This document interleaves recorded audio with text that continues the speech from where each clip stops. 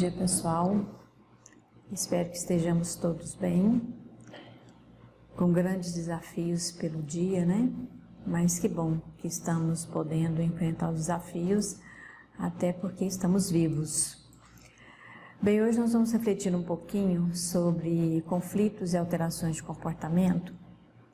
E, na verdade, o que eu me propus a pesquisar e trazer algum comentário é para nós pensarmos o que tem a ver os conflitos com alterações de comportamento.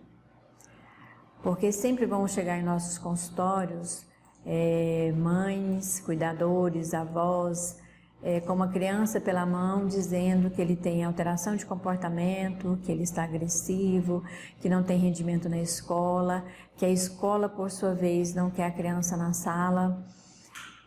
Enfim, estamos todos pouco preparados para lidar com alterações de comportamento. Mas, na verdade, nós sabemos que nós não nascemos com as alterações. Nós nascemos com características de personalidade, que isso é um outro assunto, né? Que faz parte da nossa constituição psíquica, do nosso ego, do nosso inconsciente, e a gente vai se formatando de acordo com as interações ambientais. Mas o que nós temos percebido e temos também recebido, e isso eu acredito que todo profissional de PSF, até porque agora eu faço parte do NASF, de um dos núcleos de apoio ao PSF, e tem chegado demandas nesse sentido, de que a criança de repente passou a não dormir direito, a não se alimentar, a aumentar a agressividade. Haja visto que hoje as crianças elas convivem num ambiente tão agressivo que fica difícil nós sabermos se ela traz na sua personalidade um traço mais impulsivo ou se ela está aprendendo com o ambiente. Então as nossas pesquisas, as nossas observações e o nosso estudo tem que ser bastante fundamentado em observações, em anamneses bem estruturadas, em conversas bastante verdadeiras com esses sujeitos, em função de que está tudo misturado, né? Na verdade, a gente está tentando separar didaticamente o estudo, procurando entender e buscando formas de atuarmos junto a esses sujeitos, considerando que sozinhos eles não estão conseguindo, né? Então a gente trouxe algumas reflexões para nós entendermos por que as crianças e o adolescente hoje estão com alterações de comportamento tão gritantes, tão pedidos de socorro, tão desestruturados, em função de conflitos que nós mesmos criamos enquanto adultos, enquanto detentores de opiniões, de criação de ambientes, e nós mesmos não estamos sabendo lidar com esses pequenos, né, com esses jovens ainda. Então eu trouxe aqui para a gente pensar numa definição muito simples, né, do que é conflito.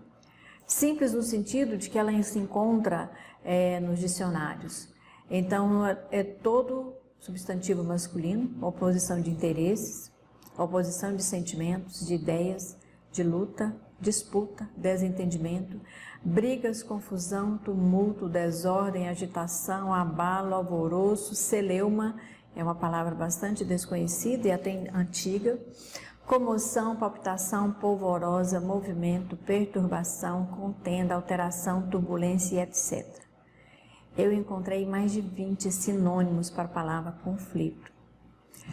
E de repente, se nós pararmos e olharmos para a nossa sociedade, nós vamos perceber exatamente o quanto o conflito ele pode ser percebido das mais variadas formas. Recentemente eu recebi uma criança no consultório do PSF, onde a mãe diz que a escola falou que ela voltasse com a criança depois com relatório psicológico. E eu não sei quantos psicólogos estão vendo assistindo essa aula, vão assistir depois, mas a nossa responsabilidade em fazer um relatório é uma tarefa um tanto quanto delicada, complexa, até porque quando o adulto chega com a criança, ele quer algo imediato. E nós sabemos que não funciona assim, né? Não dá para a gente fazer um diagnóstico e relatar algo dizendo se a criança tem isso ou aquilo, de uma forma onde está tudo resolvido ou está sendo encaminhada uma resolução para que ela volte para a sala de aula. Isso tem me preocupado muito, no sentido que nós temos que trabalhar inclusive com a escola, inclusive com a educação. Então, o PSE não é só um dia que nós vamos lá, fazemos um trabalho coletivo e de repente a gente não retorna isso. É claro que isso é planejamento, isso é estudo, isso é sentar junto, é fazer junto, é construir e um ajudando o outro para que nós possamos auxiliar essas crianças e esses jovens a se tornarem adultos pelo menos aceitáveis numa sociedade padrão. Um padrão onde todos convivem em harmonia, porque hoje o padrão parece que virou uma desarmonia. Então ninguém entende ninguém, poucas pessoas se permitem respeitar o espaço do outro e delimitar o seu espaço, né, mostrar o seu limite, porque hoje quando eu mostro o meu limite, eu já me recuo com medo de ser agredida ou no sentido de me resguardar para não ser agredida pelo outro que acha que o espaço é só dele. Então perceba que nós vivemos num processo delicado de conflito o tempo todo. Se nós percebermos que conflito é tudo isso aqui e mais alguma coisa que eu desisti, né, de listar, porque senão nós vamos ficar falando toda a vida sobre os sinônimos, então nós vamos perceber que confusão é o que não falta no nosso dia a dia. Movimento desordenado, desequilibrado também não vai faltar. Polvorosa, estamos presentes também. Então, tudo isso nos leva a perceber o quanto nós estamos construindo e oferecendo para a criança e para o jovem um ambiente inadequado de um equilíbrio, de um desenvolvimento equilibrado e um ambiente 100% adequado para alteração de comportamento. Então, não adianta eu tratar a criança unicamente, o adolescente, com alteração de comportamento até antes que ele chegue a uma delinquência, porque tem uma diferença aí, né? Nas pesquisas, nos estudos, delinquência é quando a criança ou o jovem já está em uma situação em conflito com a lei. Antes que chegue a isso, e aí é onde nós podemos ainda atuar com uma resposta mais positiva, um número significativo de positivo, é quando ele apresenta uma alteração de comportamento. Então nós temos que atuar junto com a escola, a família, grupos sociais, para que essa alteração de comportamento não chegue a uma violência, né? Tivemos aí um mês de maio inteiro falando sobre o combate à violência das mais variadas formas. Mas ao mesmo tempo que nós estamos fazendo esse trabalho, nós temos que trabalhar junto às famílias para que elas mesmas não sejam produtoras de conflito. E a gente vai ver aqui mais para frente o quanto as pessoas não têm essa facilidade. Então o conflito ele pode ser definido de uma série de maneiras, como nós colocamos, né, como sinônimos, e é uma variável muito complexa, né? Tem alguns estudiosos que trazem inclusive outros construtos, outras formas de mostrar como existe um conflito. E o conflito, até ele ser percebido no ambiente, ele já teve um início e um crescimento e uma fundação, né? Uma sedimentação interna muito grande. Então, quando a família percebe que a criança ou o jovem, o adolescente precisa de auxílio, ou ele mesmo adulto precisa de auxílio para lidar com essas alterações, nós já temos uma sedimentação muito grande porque é percebido como preguiça, indisciplina, má educação, má criação, e aí passa-se o tempo. Então, quando chega para nós, quando chega numa equipe de saúde, que seja saúde mental, o médico, a enfermagem, a assistência social, o psicólogo, quando chega para nós, esse quadro já é um quadro estabilizado, ou estabelecido, melhor dizendo, ele já está estabelecido. Então, daqui que nós cheguemos, né, a uma possibilidade de auxiliar essa família, ou esse cuidador, ou esse grupo de pessoas que chegam até nós, o trabalho é muito maior. Então, o nosso trabalho de prevenção, a sociedade ainda não entendeu que a prevenção ela começa muito antes de uma fundamentação de um caso. Então, quando chega para nós, o trabalho é maior, o desafio é muito grande. E às vezes nós pensamos, será que ainda existe um jeito? Será que ainda dá tempo de salvar essa criança e esse adolescente? Porque nós sabemos que ele está ali conosco 50 minutos, 1 hora em trabalho em grupo, e ele vai voltar para a família. Então hoje a preocupação é trazer essa família para pensar e repensar a sua atuação enquanto sujeito de sociedade. E a gente tem percebido que a grande maioria não está pronto para isso. Como às vezes nós também não, porque nós temos as nossas dores, as nossas preocupações, no sentido de que muitas vezes a gente não consegue caminhar com esses usuários que chegam até nós. Mas, como os conflitos eles podem variar de frequência, de intensidade e de momento que acontecem, ainda há casos que nós podemos auxiliar bastante, né? E às vezes a gente consegue reverter essa situação, mas aí entra um outro lado da reeducação. E o que a gente tem percebido é que quando se fala em reeducação, as pessoas querem um resultado imediato, muito rápido, né? Quando se fala em reeducação alimentar, todo mundo quer uma lista de dieta.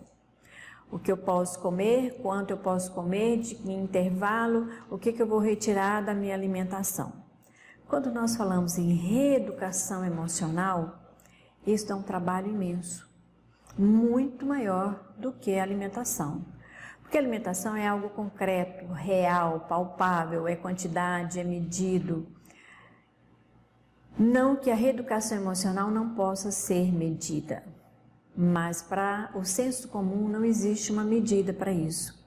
Então o que a gente percebe? Quando você vai falar numa palestra de hiperdia que você vai falar sobre alimentação e medicação, o número é X. Quando você vai falar em prevenção à saúde psicológica, à saúde mental, é menos 10x. Porque as pessoas não acreditam que exista a possibilidade de nós reeducarmos os nossos sentimentos, a nossa manifestação emocional, para que a gente tenha um equilíbrio. Então, todo mundo quer uma receita. E não funciona assim, nós sabemos disso, né? Por isso nós somos uma equipe multiprofissional, multidisciplinar, para que a gente consiga chegar em vários pontos desse indivíduo, mas ainda assim a gente não consegue realizar um trabalho que deveria ser 100%. Mas não vamos desistir, né? Porque senão quem entra em conflito somos nós. E a gente já vive em conflito com uma série de situações de trabalho, mas a gente vai continuar planejando, pensando e agindo para isso dar certo. Porque as crianças e os adolescentes são sujeitos que vão sustentar uma sociedade, que eles vão sair da condição infanto-juvenil para uma condição de maturidade. E essa maturidade ela só vai acontecer de uma forma positiva e equilibrada se nós soubermos conduzi-los na caminhada que eles empreitam, né? Então, olha só, onde acontece, né, os nossos maiores conflitos, onde acontece as primeiras perturbações das nossas psiques? No núcleo familiar, né? Então nós vamos ter um núcleo familiar onde a criança é separada dos pais, seja pai ou mãe, numa idade muito tenra, né? Muito novinho. E daí, quando a gente vai conversar com os familiares, até eles apreenderem e entenderem que essa perda está ali e faz parte de toda a dinâmica da criança, da manifestação da sua alteração nos comportamentos, é uma situação delicada e não é perceptível pelas pessoas. Então, quando a gente começa a dizer que uma criança de 5 anos, com 5 anos atualmente, ela começou a sofrer perdas aos 3, 4 meses, os pais não querem saber que isso tem interferência, eles querem um resultado para ser resolvido ali, aqui, agora, aos 5 anos. E nós sabemos que não é assim, até porque precisamos de ter um retorno a essa família e trabalhar com essa família no sentido de empoderá-la para que ela tenha condição de criar o seu filho. E muitas vezes a gente não consegue fazer isso. E aí o conflito é nosso, né? Porque a sociedade toda está adoecida, o ser humano em geral, ele tem pontos que eles não conseguem trabalhar sozinho. E aí cabe a nós estudos, pesquisas, discussões com vários conhecimentos, para que a gente chegue a um consenso o mais próximo possível de como nós podemos auxiliar essa família. Então, veja bem, quando nós começamos as relações conjugais, né, e isso é muito presente, talvez dos 40 anos, 50 anos para cá, isso tem avivado muito, e cada indivíduo reage de uma forma diferente. Me lembro quando nós éramos crianças, né? As pessoas na faixa etária aí de hoje com 50, 60 anos, nós tínhamos um modelo de educação diferente do que nós temos hoje. Nós tínhamos modelos de valores morais diferentes. Isso não é nostalgia, isso é uma comparação para nós vermos que nós saímos de um extremo de controle e autoridade extremos para uma liberdade e uma liberalidade também extremas. Então a gente perdeu o meio que seria o equilíbrio. O equilíbrio onde nós poderíamos atuar como autoridade, sem autoritarismo, com uma liberdade controlada, onde todos nós teríamos a ganhar. Só que quando nós saímos de um extremo para o outro, nós entramos nos processos de psicopatologias, que é o que a gente tem muito hoje. Então, o que era para ser saudável, discutindo diferenças, hoje é doença. O que era para ser acolhido nas suas diferenças, nas suas discordâncias, hoje é palco de conflito.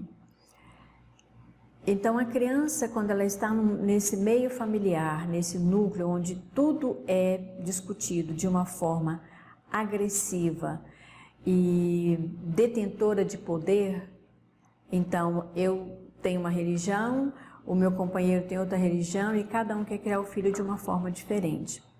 Quando, na verdade, essa criança e esse adolescente, ele precisa de uma religiosidade, que são conceitos diferentes. São conceitos que nos faz pensar que eu não preciso defender ideologias religiosas de uma forma conflituosa. Eu preciso mostrar para esse ser em crescimento que religiosidade significa amor ao próximo, respeito ao próximo nas suas diferenças. Então hoje tudo que é diferente do que eu penso, do que eu conheço, é motivo de desarranjo. E esses motivos de desarranjo têm feito com que nos percamos no que é saudável. Porque nós vamos perceber que o conflito ele não é de todo negativo e prejudicial, assim como o estresse. né? A gente já estudou, a gente já leu sobre isso, a gente tem confirmações de que se eu não entro em conflito com alguma coisa, eu não sei avaliar o que é bom e o que é ruim. Só que ultimamente nós vivemos conflitos destrutivos. Pensar diferente, agir diferente é saudável até o momento em que eu consigo perceber que dessa discussão, dessa forma de ver o mundo diferente ou de conceituar algo diferente, eu tenho um crescimento porque eu me evoluo. Eu evoluo na medida em que eu consigo perceber que o meu ponto de vista é tão verdadeiro e produtivo quanto o ponto de vista do outro. Só que nós não estamos conseguindo fazer isso. Como nós não conseguimos fazer isso enquanto adultos, enquanto detentores do poder no momento da criação de uma sociedade, nós não estamos conseguindo levar isso de forma saudável e evolutiva para a nossa criança e para o nosso adolescente.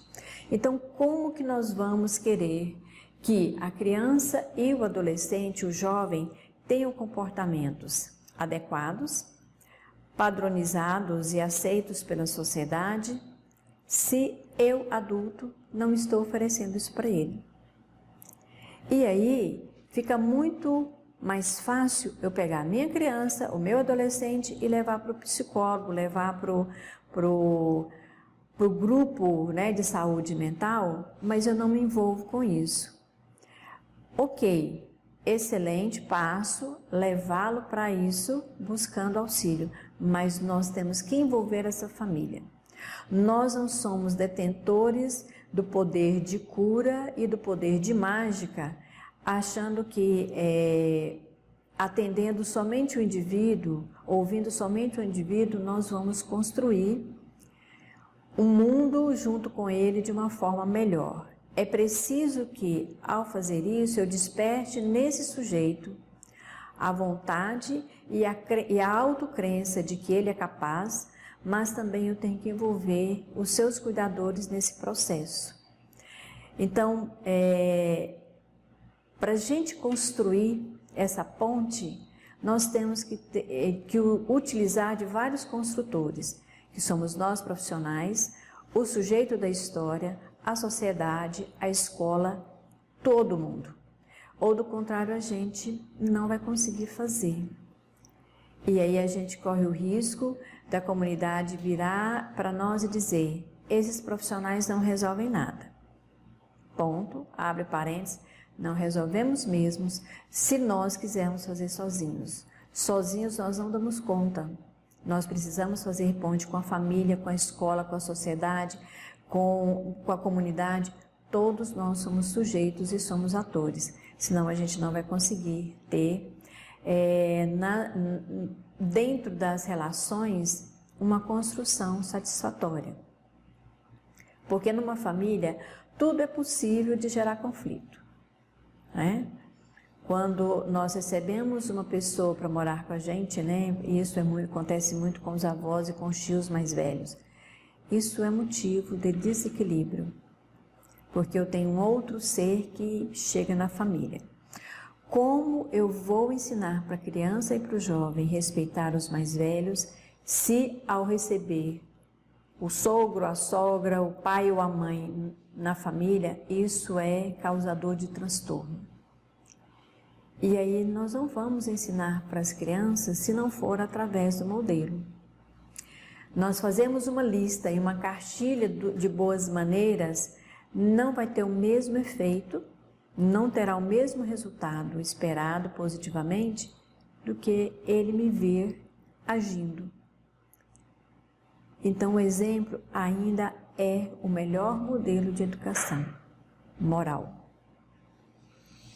Ouça aí, educação moral, não educação, conhecimento acadêmico, que a gente já falou disso aqui algumas vezes também. Então, os conflitos, né, como a gente vem falando, eles são muito antigos, né? No conflito não acontece hoje. Hoje se dá mais valor aos conflitos porque eles têm uma característica mais negativa do que positiva, porque ele gera alterações prejudiciais ao outro. O conflito, quando ele tem uma característica de me parar, me frear e me fazer pensar de uma forma diferente, de acordo com as informações, com os dados que eu tenho, eu estou evoluindo. Então, o conflito por si só, né, a luta, a diferença, as contendas, elas sempre existiram. Mas de uma forma onde eu aprendi a fazer. Então, hoje, pensar no conflito dessa forma também é bom, é positivo, porque enquanto eu estou trabalhando a conotação negativa do conflito, eu estou descobrindo que é possível, dentro de um conflito, eu sair vitoriosa. E isso acontece dentro do próprio indivíduo. Eu preciso parar e pensar nas minhas ações, no meu jeito de ser, no que eu estou doando para o mundo, para o meio externo, e receber do meu externo algo que vai entrar em contato com o meu meio interno e construir uma nova forma de ser. Então, desde que existe o homem, existe o conflito. Então, as ideias, elas surgiram de um conflito. O ideal que eu busco é o ideal que o outro também tem uma diferença e nós vamos construir juntos. O que nós precisamos entender e ensinar às crianças e aos jovens é que as diferenças que geram conflitos não precisa terminar em guerra, em morte e em destruição. Ele pode ser considerado como uma somatória, como uma junção, um conjunto de coisas que podem ser boas. Então, é possível a gente sair de um conflito vitorioso. Depende de que direção eu estou dando para esse sentimento e com qual visão eu estou vendo essa situação. Ah, professora, mas aí nós estamos pensando na criança que está lá na sala de aula dando trabalho para o professor. Ok. Hoje nós temos uma estrutura de sala de aula onde a professora não consegue perceber o seu aluno, porque são muitos, ela é sozinha e o modelo aqui de fora de educação familiar é outro, ele é diferente, ele é desrespeitoso, ele é sem limite, ele é sem disciplina, ele é sem amor. Então, a criança que chega na sala de aula sem amor, a probabilidade dela não amar o outro é 100%. Ela não aprendeu o que é amar, ela não aprendeu o que é afeto, ela aprendeu o que é desafeto o tempo todo. E aí a mãe vira para nós e fala assim, mas eu fico o tempo todo por conta dele, eu fico 24 horas por conta dele. Com qual qualidade? É preciso que nós ensinemos também para essa família, para esse cuidador, a qualidade que deve se ter nas relações, que é outra situação que nós precisamos ensinar para o indivíduo, despertar no indivíduo adulto, porque todos nós temos isso internamente. Às vezes, ou quase sempre, nós esquecemos como fazer isso. E aí, quando nós esquecemos de fazer isso, fica mais pesado, fica mais difícil e fica quase impossível eu ensinar para a criança e para o adolescente. Porque eu também já não tenho mais essa paciência, a mãe já está estourada, o pai já está ausente, a avó já está extremamente cansada. E é a avó que cria essa criança. E aí ela fica sem a menor condição. Então é preciso que a gente resgate no adulto essa possibilidade de rever todas as possibilidades de se amar, desenvolvendo um alto amor para que a gente possa amar o próximo. Porque em qualquer momento da vida nós vamos dar de cara com o conflito, começando conosco. A crise que nós temos internamente é um conflito que a gente vive. Quando nós temos que tomar uma decisão, é um conflito que a gente vive. O que eu tenho que fazer é desenvolver um amor próprio tão grande e tão bom que esse conflito ele vai passar e eu vou sair dele da melhor maneira que for possível, porque eu acredito na minha capacidade de sobreviver a isso sem adoecimento. Agora, isso é um posicionamento de cada um, e aí entra o nosso papel de educador social. Então, educador social não é só uma categoria profissional que vai trabalhar com os grupos minoritários, mas ao mesmo tempo em abundância de pessoas carentes que nós temos hoje. E a carência não é financeira, não é só material. Nós estamos todos carentes de afeto, de amor, de autocompreensão ou de autoafirmação, no sentido quando eu digo eu sou assim e é assim que eu vou ser. Aí estabeleceu-se um conflito interno e que ele vai vir para o meio externo com toda a força que ele é capaz. E a criança é do mesmo jeito, ou talvez até mais grave, porque se nós que somos grandes e achamos, que somos capazes, não estamos conseguindo lidar com isso, imagina a criança de 5, 7 anos. Ela não tem essa maturidade, essa estrutura psíquica e egóica de dar conta de lidar com isso. E aí nós queremos que ela dê conta. Porque ela tem uma casa, ela tem uma família, ela tem todos os bens, ela tem todas as coisas, todos os presentes que ela tem, alto lá. Isso são aquisições materiais, não são aquisições emocionais, saudáveis e nem aquisições de suporte onde eu vou dar conta de lidar com as coisas que podem acontecer na minha vida. Então, o que os conflitos têm a ver com tudo isso, né? O que será que os conflitos têm a ver com a alteração da criança que passa a querer não ir na escola? Recentemente eu recebi uma criança onde a queixa da mãe é que ele não queria ir para a escola. E ele simplesmente disse, eu não quero ir para a escola porque os meninos ficam me xingando, me chamando de burro, porque eu não sei ler, não sei escrever. Aí, para algumas pessoas, do senso comum, mas isso é só uma brincadeira de criança. Mas são crianças que por não terem recebido afeto, amor, serem ouvidas, serem educadas no trato com o outro, é que faz essas brincadeiras. E o outro, por não ter recebido também nada disso, não consegue lidar com essa brincadeira que deveria ser uma brincadeira, mas às vezes não é. Porque o que faz isso, ouviu isso em casa, então ele vai transferir para o próximo, é o modelo que ele tem. O que ouviu por não ter uma estrutura estabelecida, satisfatória para receber isso, digerir e caminhar, também vão entrar em conflitos. Então, duas crianças de 7 anos vão entrar numa contenda que vai chegar na escola, que vai chegar nas duas famílias e daí a pouco nós temos um celeuma imenso por condições que não foram bem estruturadas dentro da casa das duas famílias. Então, toda alteração de comportamento até chegar numa delinquência tem tudo a ver com os conflitos que não foram bem trabalhados, que não foram estabelecidos como coisas boas.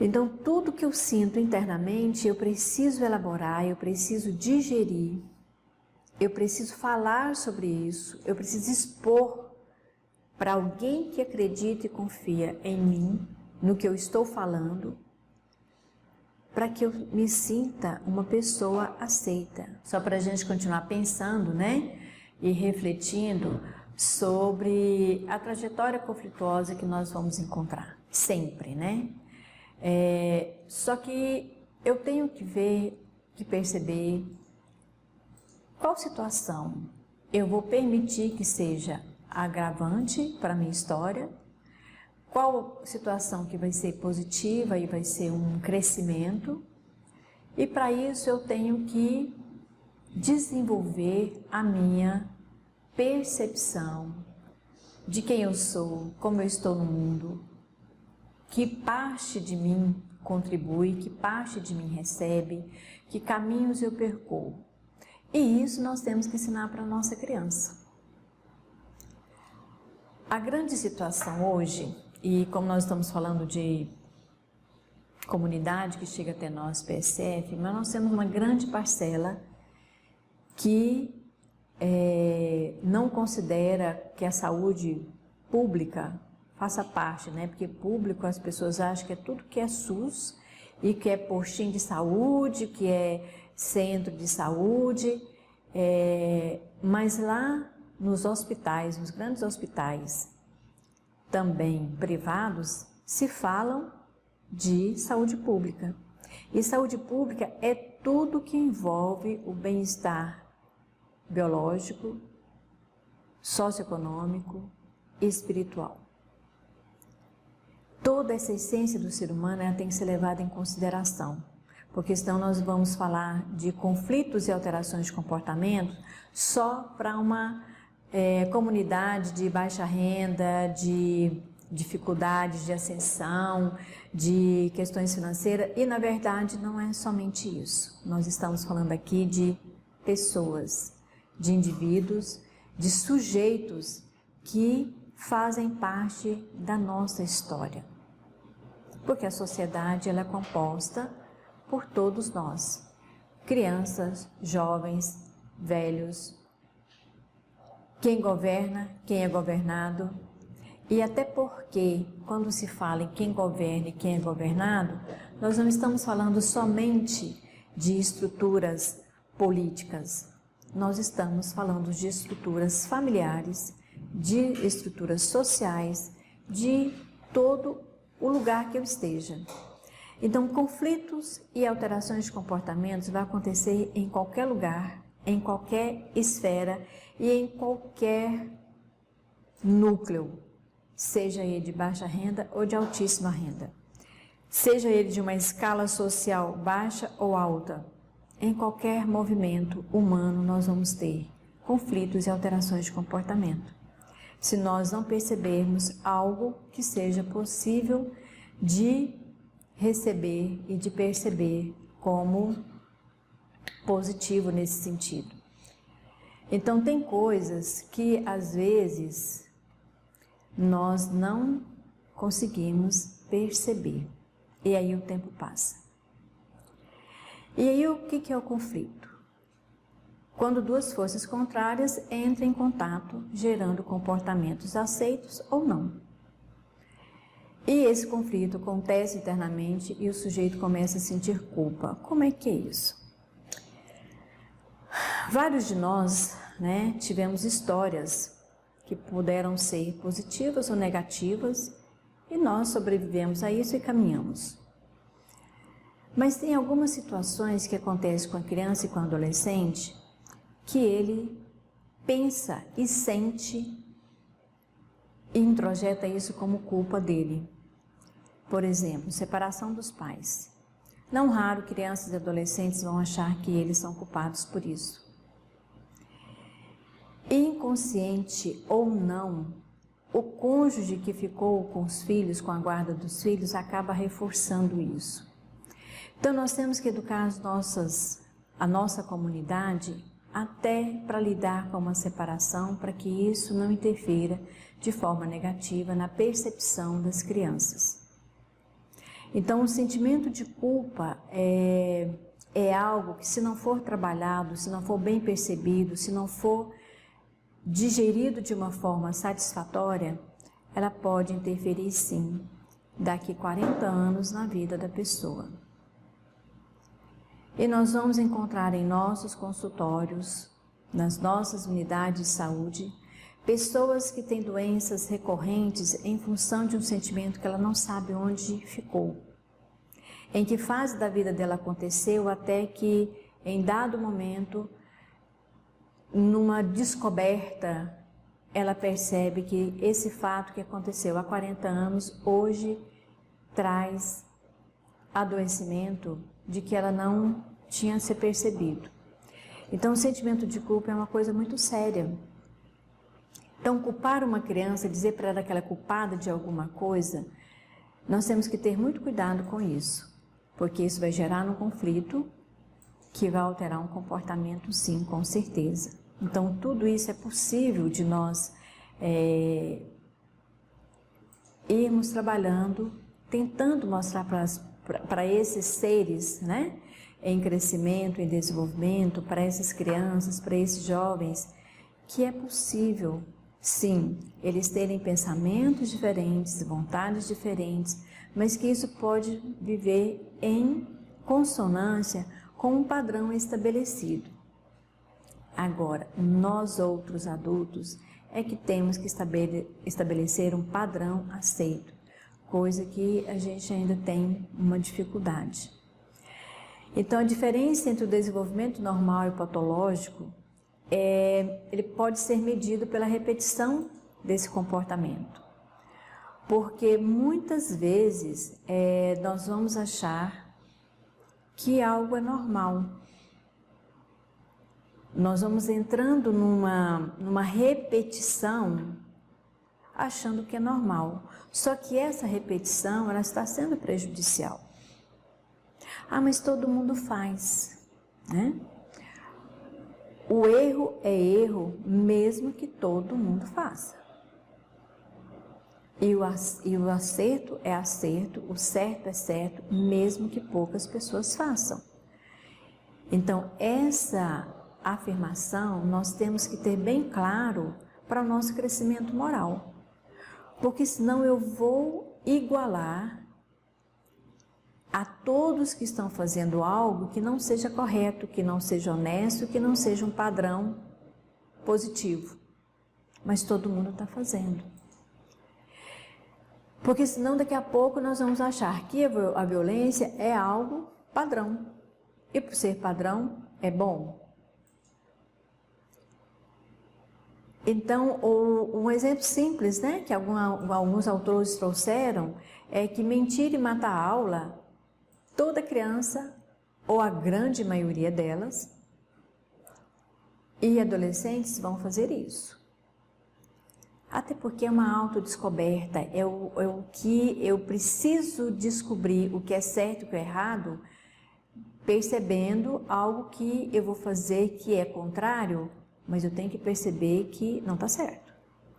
Então, esse não está certo é que vai fazer com que eu me amadureça fazendo o correto. Mas, de repente, isso passa a ser algo que está prejudicando, que está criando um ciclo onde eu não sei onde está o certo, onde está o errado. Daí, nós estamos caminhando para uma delinquência. Às vezes, pegar algo escondido é uma necessidade de perceber ou de descobrir o que é certo e o que é errado.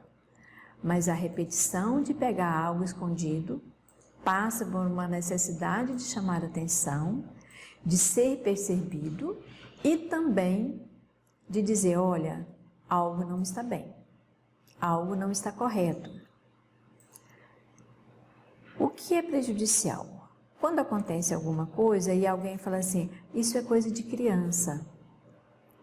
É coisa de criança até onde isso não interfira em um comportamento inadequado. Por exemplo, criança mordeu uma outra. Isso é praxe, né? Mas a primeira tentativa ou a primeira ação que um bebê tenha para morder alguém, ele tem que ser orientado de que isso não se faz. É uma conduta, é uma ação que não é boa para ninguém. Só que os pais vão deixar para fazer isso, essa correção, aos 2, 3 anos. O bebê já sedimentou que para ele expressar a raiva, expressar um instinto de sobrevivência e de algo que ele quer, é mordendo. Então, a prevenção ela tem que começar muito antes. A criança, o adolescente chegou na porta da escola, fez outro caminho. Uma vez, senta com ele, vê o que aconteceu, o que ele foi fazer. Segunda vez, peraí, o que está vendo? Aonde está indo? Com quem está indo? Por que você não foi para essa aula? Até para a gente entender qual é a busca que ele está fazendo. O que não dá é para achar que matar a aula é normal de todo adolescente e eu não vou atrás para saber o que está acontecendo. E hoje as famílias não estão conseguindo fazer isso, porque também já perdeu-se a medida do que é saudável e do que não é saudável. Então essa preocupação faz parte da nossa atuação enquanto educadores sociais que somos. Então, por alterações de comportamento, entende-se uma diversidade, um conjunto de manifestações físicas, psicológicas e mentais. Estejamos atentos a isso. Porque às vezes o comportamento, ele é expresso fisicamente, claro. Eu só choro, grito, mordo, xixi na cama, não quero comer. Isso é físico. Mas por onde que passou isso? Psicológico, estrutura psíquica, do transtorno mental. Então vamos percebendo aonde que isso começou e onde isso pode chegar. As alterações de criança e adolescente têm sido atribuídas a fatores constitucionais e ambientais, né? Já falamos por isso aqui, até porque eu posso trazer traços inatos que podem ser reeducados pelo ambiente ou alterados, aumentados também pelo ambiente.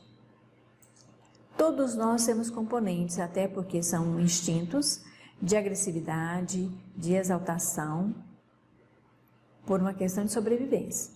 Mas eu preciso adequar isso num padrão social, comunitário, para que eu conviva com as pessoas em harmonia. Então, é esse equilíbrio, essa busca organizada interna e externa é que nós estamos a caminho buscando. Então, ao constatar que grande frequência de problemas familiares e sociais na história de vida de crianças e adolescentes, formulou-se a hipótese de uma reação às adversidades encontradas tanto no ambiente familiar como na comunidade. O que significa isso? Que nós somos produtos do meio, em interação com o nosso interior. Isso significa que eu também posso transformar o meio externo através de mim, seja de forma saudável ou desagradável. Nós somos sujeitos históricos em qualquer momento, e isso a gente precisa ter bem claro para nós. Quando crianças sofrem privação afetiva, elas vão manifestar isso sim, no comportamento, no isolamento, na forma de se expressar. Então, tudo tem a ver com um conflito que começou internamente.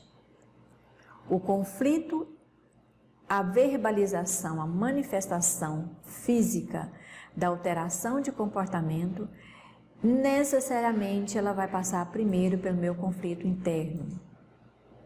Como nós não temos ainda olhos para ver antes do fato acontecer,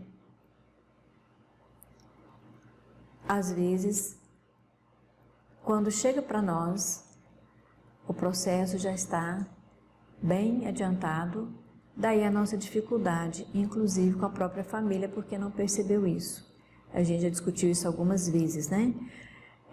Quando nós temos qualidade no olhar com a criança, no estar com a criança, Pode ser 30 minutos, 40 minutos, que nós vamos perceber.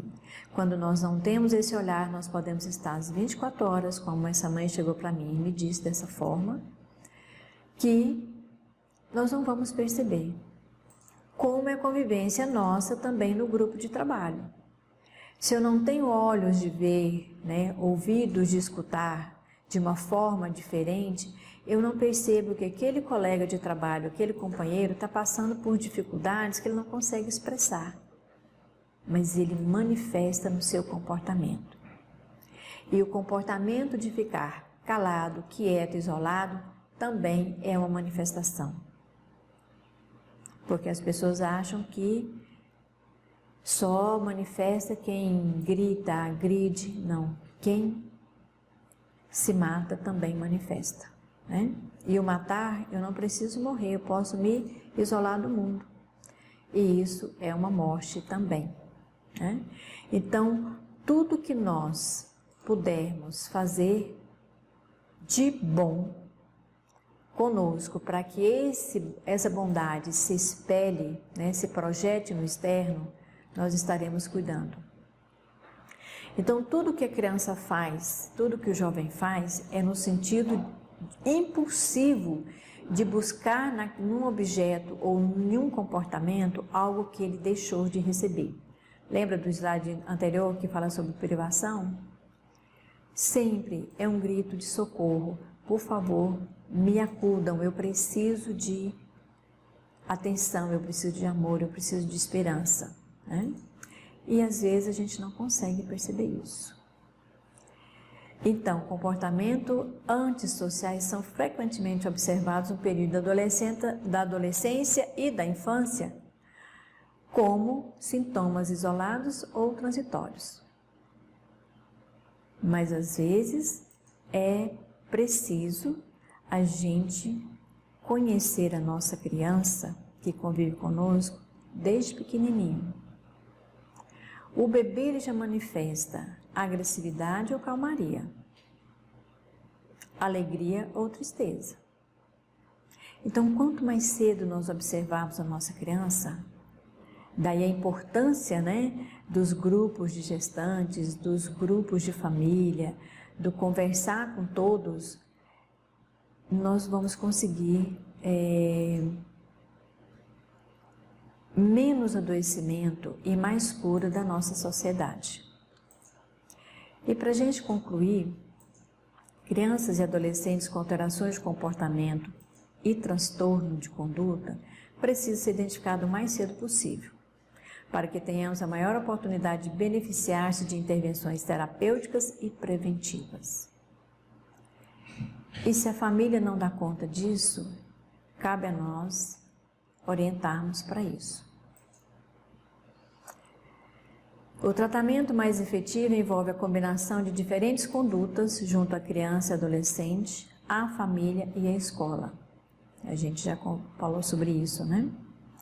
Quando não é possível acesso a intervenções complementares, o profissional de saúde mental deve identificar a conduta terapêutica prioritária em cada caso específico. E como temos recebido pessoas com conduta terapêutica necessitada.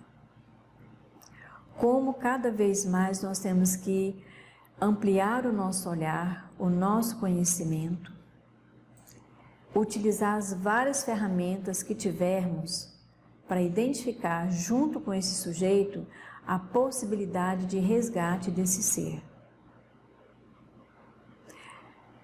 Eu falo muito para os pacientes que chegam para mim. Nós somos coadjuvantes. Nós vamos trabalhar juntos. Nós temos que responsabilizar e empoderar essas pessoas para que elas não fiquem pensando e esperando que nós façamos o milagre da cura. Nós não somos milagreiros, nós somos profissionais de saúde, nós somos cidadãos, nós temos opiniões e nós precisamos ajudar as pessoas a pensar, a resgatar o seu jeito de ser e de pensar. Tarefa fácil? Não. até porque somos poucos e a comunidade muito maior. Mas não desistamos, porque nós fizemos, cada um de nós, nas nossas categorias profissionais, fizemos um juramento um dia, né? E muito antes desse juramento profissional, acredito muito que nós temos um juramento e uma busca constante de cidadãos que somos em construir uma sociedade melhor, seja para a criança, para o adolescente e para nós mesmos. Tenha um bom dia e muito obrigada.